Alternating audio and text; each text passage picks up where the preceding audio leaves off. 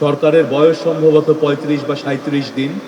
ইতিমধ্যেই আপনারা দেখতে পাচ্ছেন আমরা, আমাদের সরকার, আমাদের নেতা মাননীয় প্রধানমন্ত্রী জনাব তারেক রহমান, আমরা এই সরকার আর কাউকে উপদেশ দিচ্ছি না, আমরা মানুষকে বক্তব্য দিতে বেশি পছন্দ করছি না।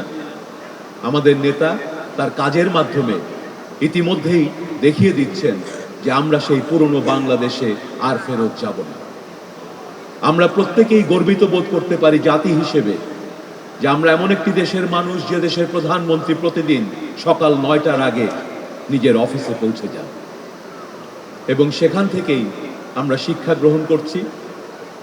আমরা চাচ্ছি বাংলাদেশের যে ক্ষতিগুলো হয়ে গেছে, অর্থনীতি ধ্বংস হয়ে গেছে, মানুষের পেশাগুলোকে ধ্বংস করে দেয়া হয়েছে, বিগত দিনগুলোকে অনেক চক্ষু চিকিৎসক শুধুমাত্র তার রাজনৈতিক বিশ্বাসের কারণে ১৫ বছর কোনো জায়গায় পদায়ন পাননি, কোনো পদোন্নতি পাননি, ১৫ বছরে তাদের ক্যারিয়ারকে ধ্বংস করে দেওয়া হয়েছে।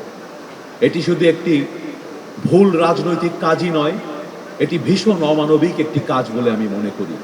আমরা সবাই এখানে চিকিৎসক, আমরা জানি একজন চিকিৎসকের জীবন থেকে যখন ১৫ বছর তার ক্যারিয়ার থেকে নষ্ট করে দেয়া হয় তখন খুব বেশি কিছু আর অবশিষ্ট থাকে না।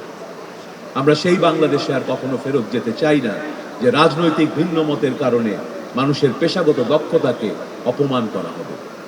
আমরা যে নতুন বাংলাদেশটির স্বপ্ন দেখছি সেখানে আমরা সকলে, ভিন্ন মত থাকবে, ভিন্ন রাজনৈতিক পথ থাকবে, কিন্তু কিছু কিছু প্রশ্নে আমরা ঐক্যবদ্ধ থাকব।